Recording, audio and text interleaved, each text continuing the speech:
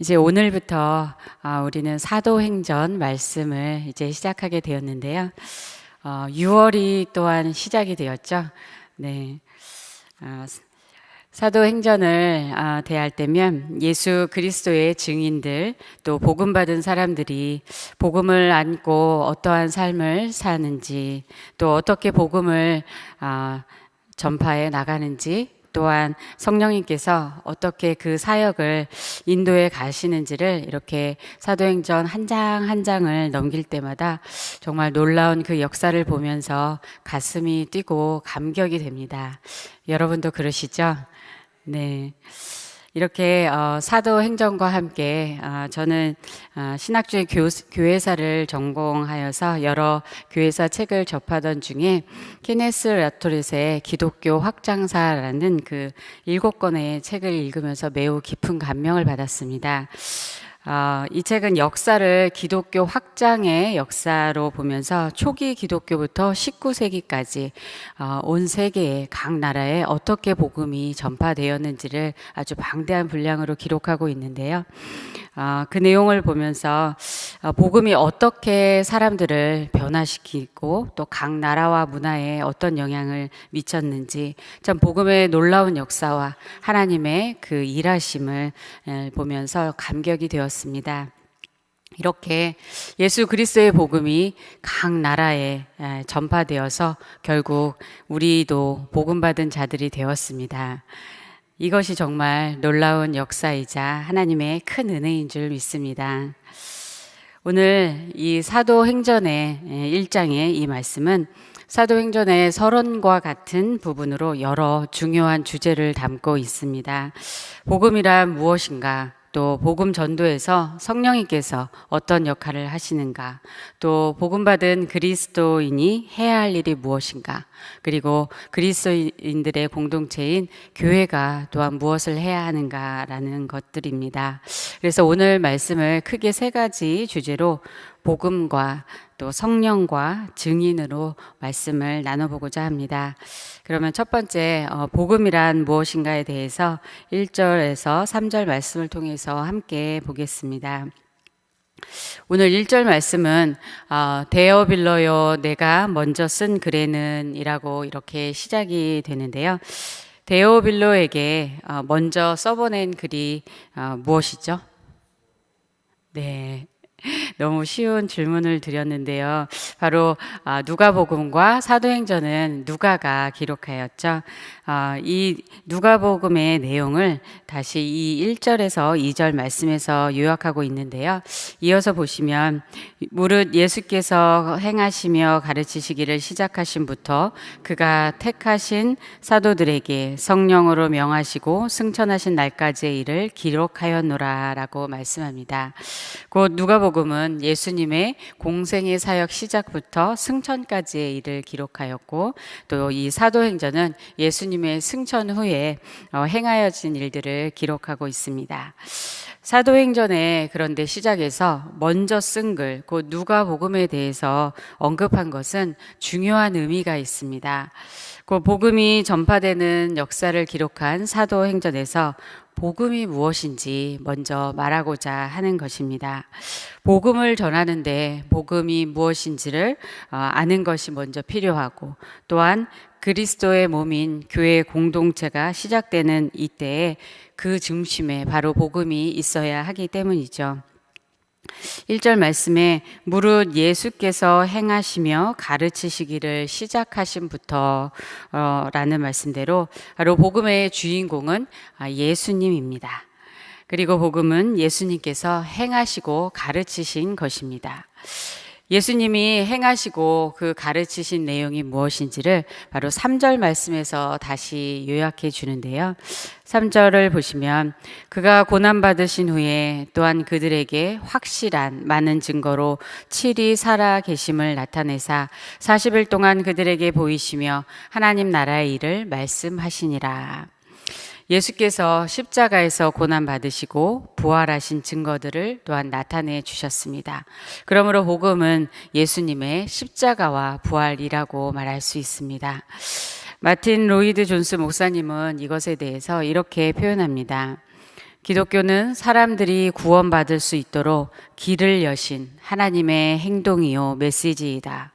그러므로 그리스도인의 주요한 임무는 예수님이 행하신 일들에 대한 증인이 되는 것이다. 네, 그리고 예수님은 하나님 나라에 대해서 가르쳐 주셨습니다. 예수님은 하나님 나라가 가까이 왔다라고 선포하시며 사역을 시작하셨고 하나님 나라에 대해서 가르치셨고 또 오늘 말씀에서 또 보듯이 부활 후 40일 동안 마지막 시간에 제자들과 함께 계시면서 하나님 나라의 일을 말씀을 하셨습니다. 여기서 복음은 곧 하나님 나라이다라고 말할 수 있습니다. 하나님 나라는 하나님이 통치하시는 나라를 말하죠. 바로 예수 그리스도께서 우리 죄를 대속하여 주셨으므로 우리의 구세주와 또 주로 영접할 때에 예수님께서 우리의 주인이 되어서 우리의 삶을 다스려 주시며 우리는 하나님 나라 안으로 바로 옮겨지는 것입니다. 그런데 여기서 생각해 볼 것은 예수님이 바로 행하신 그 모든 일들은 역사적인 사실이라는 것입니다. 이것은 누가가 그 모든 일을 근원부터 자세히 미루어 살피고 쓴 바와 같이 바로 예수님께서 실제 행하셨던 일이며 역사적 사실들이라는 것입니다. 그것이 바로 다른 복음서들에도 기록되어 있으며 오늘 3절 말씀처럼 예수님의 부활하심도 확실한 많은 증거로 나타내셨다고 그렇게 말씀합니다. 예수님은 친히 많은 증거를 보여주셨고 많은 증인들이 부활하신 예수님을 만났습니다. 고린도전서 15장 3절에서 8절 말씀을 보면 내가 받은 것을 먼저 너희에게 전하였노니 이는 성경대로 그리스도께서 우리 죄를 위하여 죽으시고 장사 지낸 바 되셨다가 성경대로 사흘 만에 다시 살아나사 게바에게 보이시고 후에 12 제자에게와 그 후에 500여 형제에게 일시에 보이셨나니 그 중에 지금까지 대다수는 살아있고 어떤 사람은 잠들었으며 그 후에 야고보에게 보이셨으며 그 후에 모든 사도에게와 맨 나중에 만삭되지 못하여 난 자 같은 내게도 보이셨느니라 라고 그렇게 사도 바울이 고백하는데요. 이렇게 부활하신 예수님을 본 증인들은 500명이 훨씬 넘는 그러한 사람들이었습니다. 그런데 중요한 것은 이 예수님이 행하신 일과 가르침들 그리고 이 역사적인 증거들이 진정으로 나와 무슨 관계가 있느냐 하는 것입니다. 정말 예수님을 여러분 만나셨습니까? 예수님이 나의 죄를 대속하여 주셨음을 믿고 나의 구주로 영접하셨습니까? 그리스도 안에 있는 영생이 나에게 있음을 믿으십니까? 네, 크게 모두 아멘 말씀하시는데요. 새벽날 예배 나오시는 모든 분들은 그러한 줄로 믿습니다. 그리고 그런데 예수님을 지금 믿고 있다면 예수님이 행하신 일들과 그 증거들, 그 모든 것들이 지금 우리의 삶과는 어떤 관계가 있느냐 하는 것입니다. 예수님을 믿는다고 하는데 그런데 진정으로 내 마음 안에 예수 그리스도의 십자가가 세워져 있는지 또 십자가의 그 은혜를 생각하면 감사와 감격이 되는지 또한 예수님의 그 부활하심이 옛날에 있었던 그러한 한 사건이 아니라 예수님께서 지금도 살아계셔서 나와 함께 하시며 역사하고 계심을 경험하면서 살고 있는지 하는 것입니다. 오늘 우리의 마음과 삶의 중심에 무엇이 있는지 돌아보면 좋겠습니다.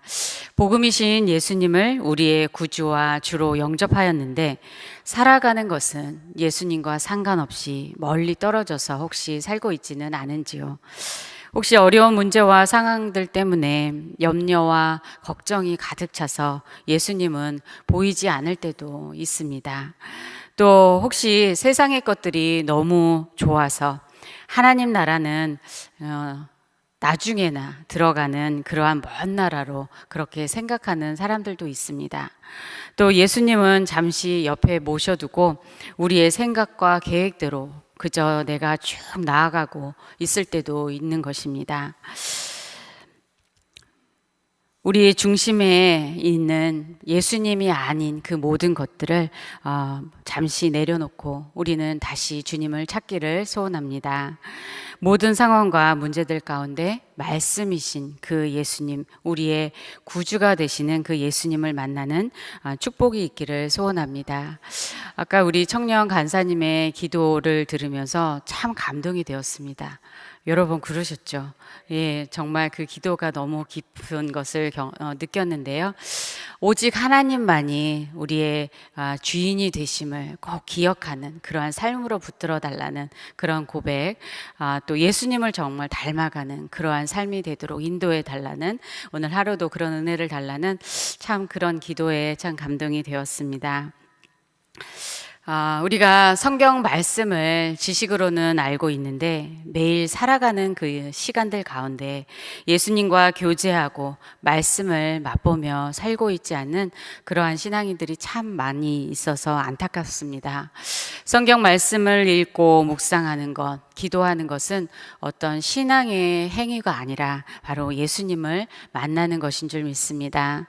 주인 되신 주님께 우리 삶의 인도하심을 구하는 것입니다. 우리의 삶을 맡기는 것입니다. 그리하여서 살면서 겪는 어려운 문제들, 또 여러 일들 가운데서도 주님이 어떻게 일하시며 인도하시는지를 우리가 매일 경험하고, 또 주님이 그 가운데서 우리와 함께 하시는 그 동행의 기쁨이 충만한 우리 모두가 되기를 소원합니다. 우리의 구주와 주가 되신 예수님이 늘 우리 마음과 삶의 중심에 있기를 소원하며 축복합니다. 두 번째는 성령의 오심과 역사에 대해서 4절 이하 말씀에서 나눠보고자 합니다. 4절 하반절에서 5절 말씀을 보면 예루살렘을 떠나지 말고 내게서 들은 바 아버지께서 약속하신 것을 기다리라.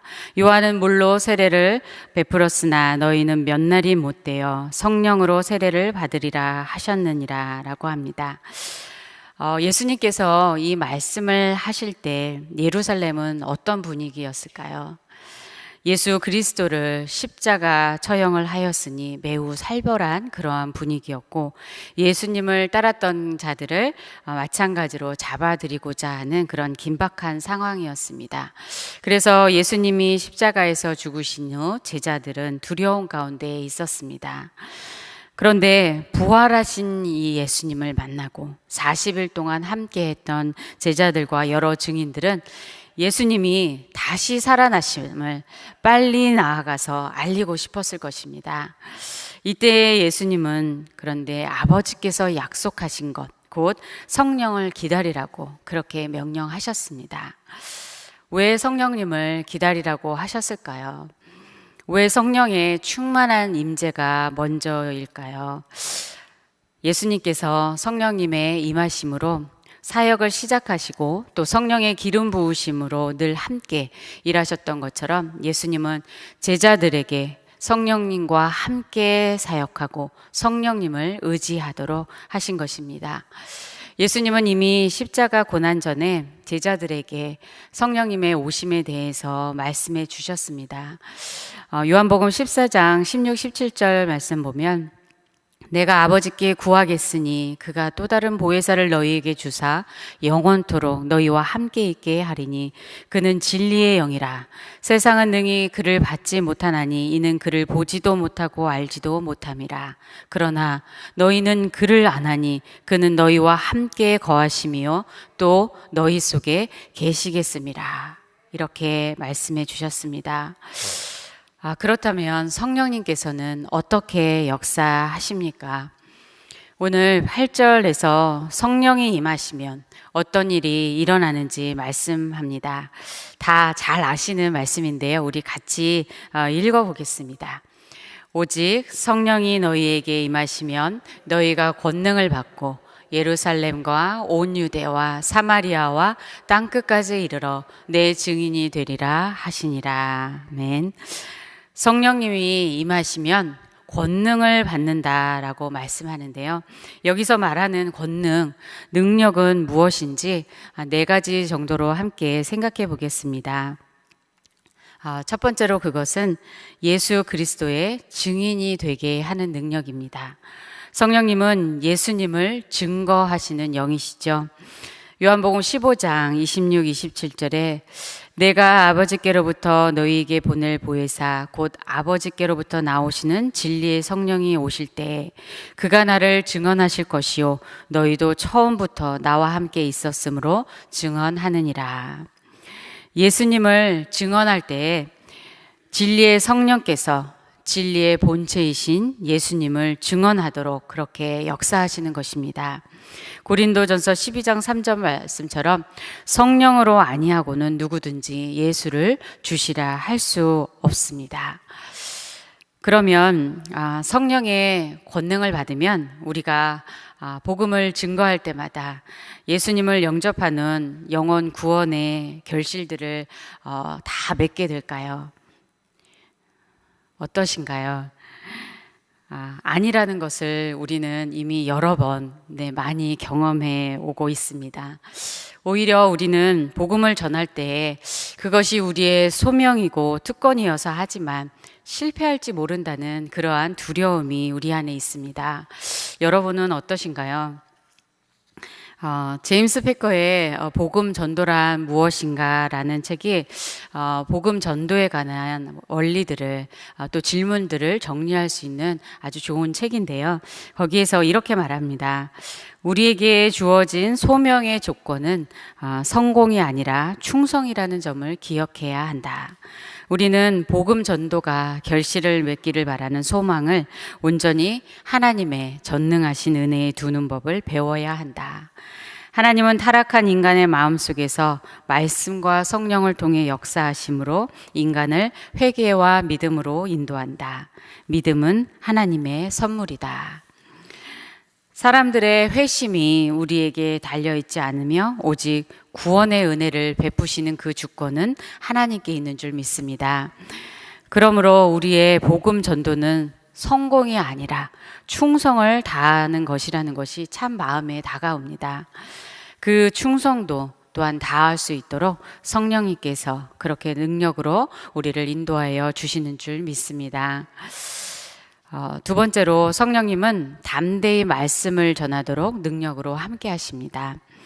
요한복음 14장 26절 말씀에 보혜사 곧 아버지께서 내 이름으로 보내실 성령 그가 너희에게 모든 것을 가르치고 내가 너희에게 말한 모든 것을 생각나게 하리라.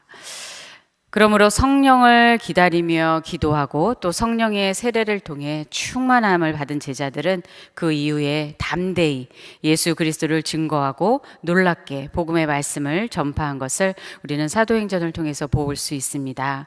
사도행전 2장을 보면 베드로는 예수님의 죽으심과 부활에 대해서 증거하고 예수 그리스도의 이름으로 세례를 받고 죄사함을 받으라고 그렇게 여러 가지 말로 확증하고 권하였습니다.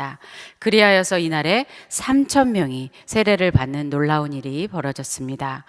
그리고 3장에서는 베드로가 또 솔로몬 행각에서 또 말씀을 전하였고 또 4장에서는 베드로와 요한이 성령이 충만하여 담대하게 그렇게 말씀하였을 때 그들이 본래 학문 없는 그러한 범인인데 이렇게 말하는 것을 이상하다라고까지 그렇게 기록하고 있습니다.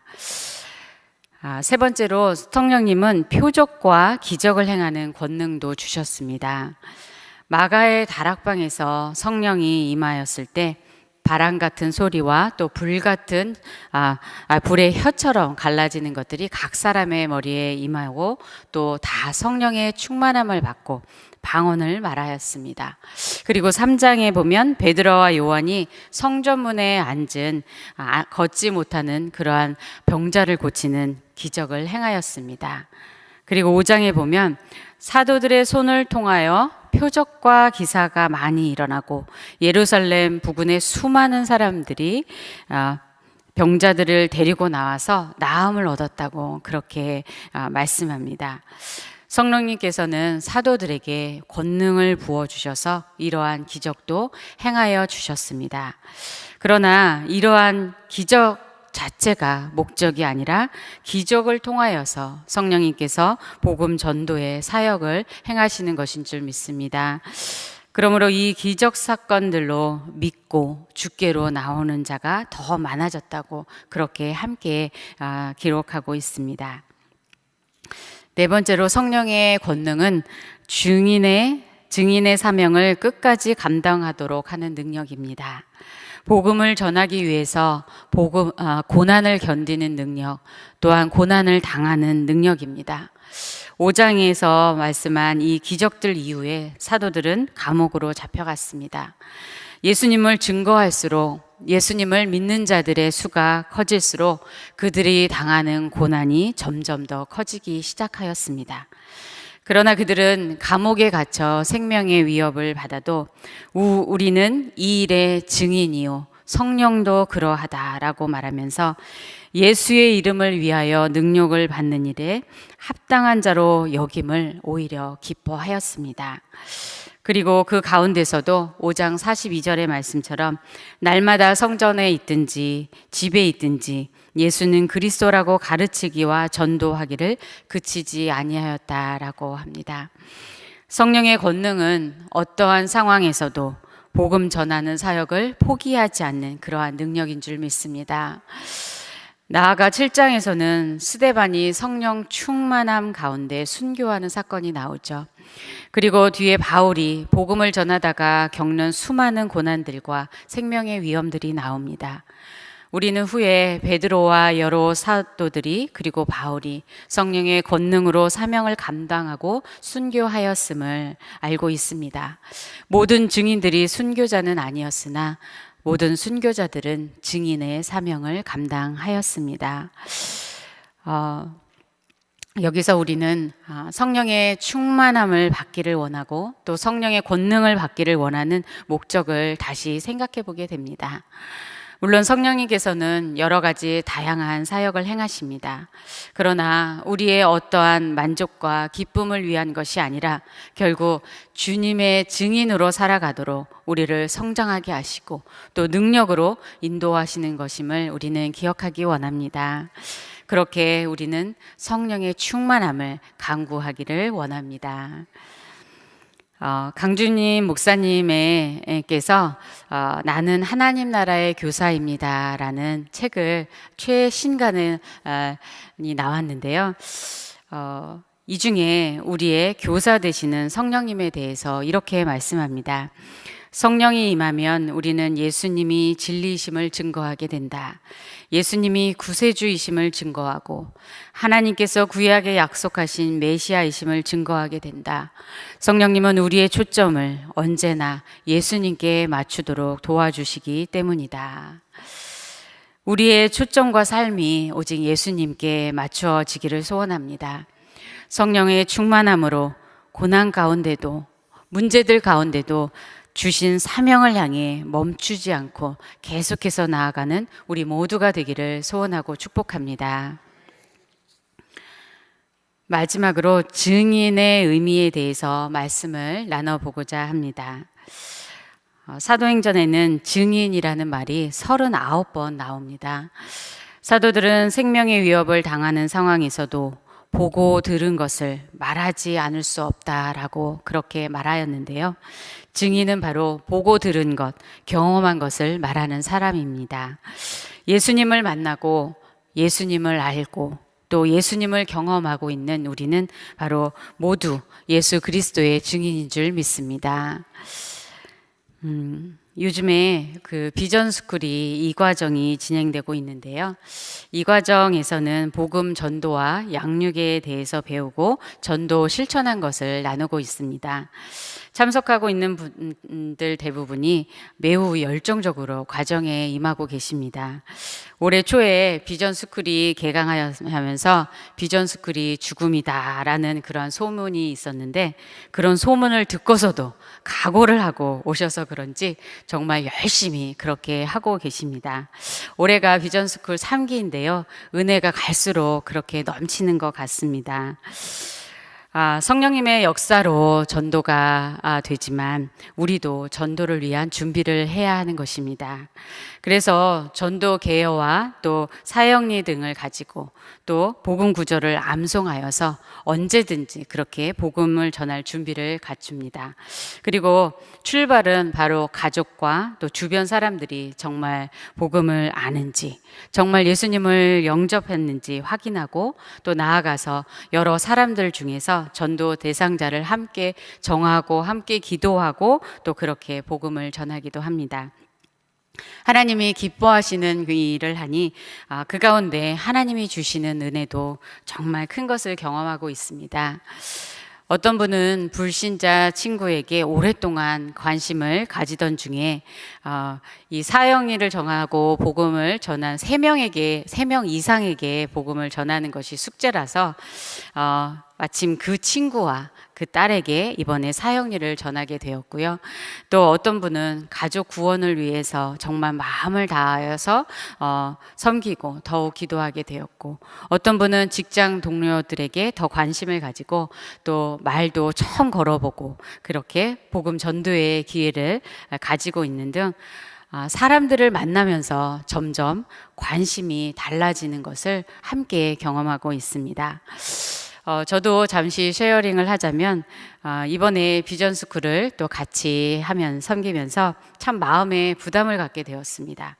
작년에는 노방 전도를 이렇게 나가는 걸 숙제처럼 그렇게 했는데 이번에는 개인 전도 대상자를 만나게 해주시길 기도했습니다. 그러던 중에 우리 딸이 운동 다니는 선생님이 교회 자체를 아예 모르는 그러한 비신자이어서 먼저 친해지기 위해서 저도 시간을 내서 같이 그렇게 방문하고 또 좋은 관계를 이루어서 이제 곧 식사를 따로 밖에서 하기로 약속을 하였습니다. 하나님이 그 영혼을 위해서 만나게 하신 만남이라는 걸 기억하고 또 그렇게 기도로 준비를 하고 있는데요.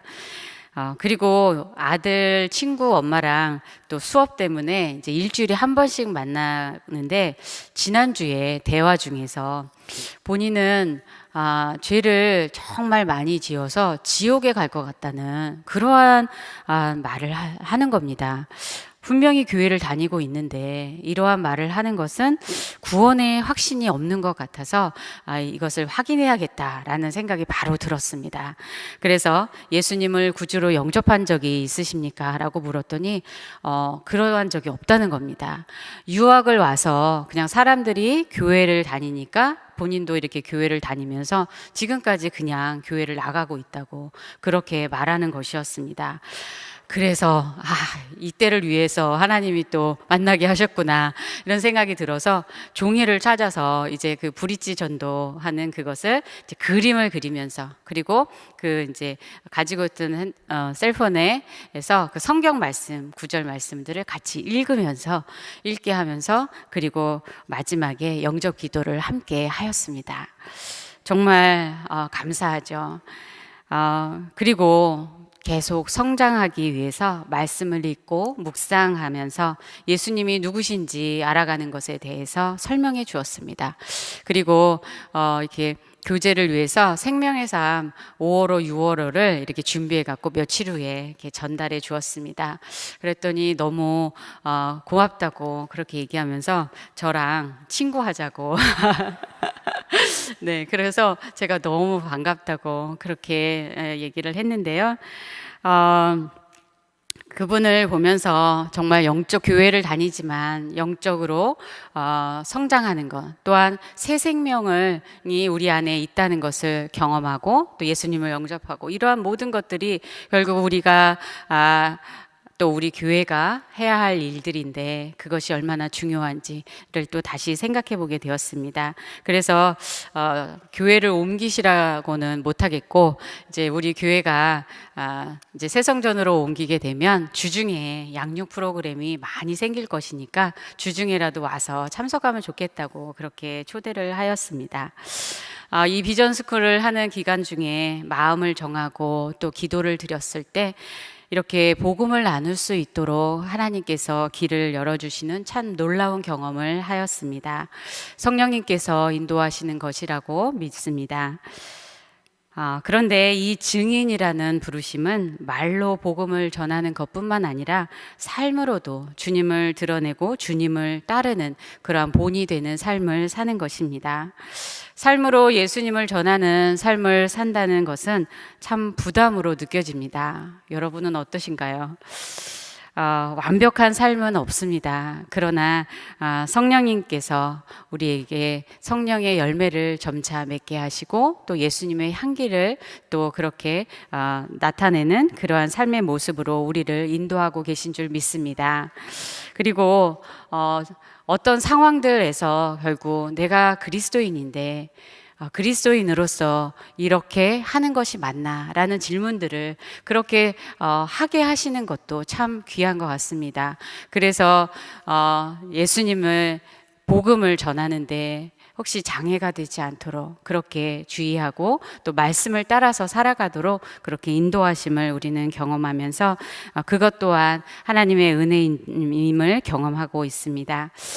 본문의 8절 말씀을 다시 보면 내 증인이 되는데 바로 예루살렘과 온 유대와 사마리아와 땅끝까지라고 그렇게 순서를 말씀하고 있다는 것입니다.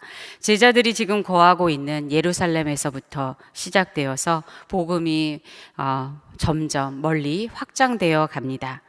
지난 주일에 강 목사님께서 거룩한 모험의 영광이라는 말씀을 전해 주셨는데요. 크고 존귀한 그 나아만 장군의 집에서 섬기는 어린 여종에 대해서 말씀하시며 하나님은 우리가 머무는 곳에서 선교적 삶을 살기 원하신다고 그렇게 말씀하셨죠. 머무는 곳에서 작은 일에 최선을 다하여 삶으로써 섬기는 사람들로부터 신뢰를 얻고 그리하여 머무는 곳에서 복음의 풍성한 열매를 맺는 그러한 축복을 말씀하셨는데요.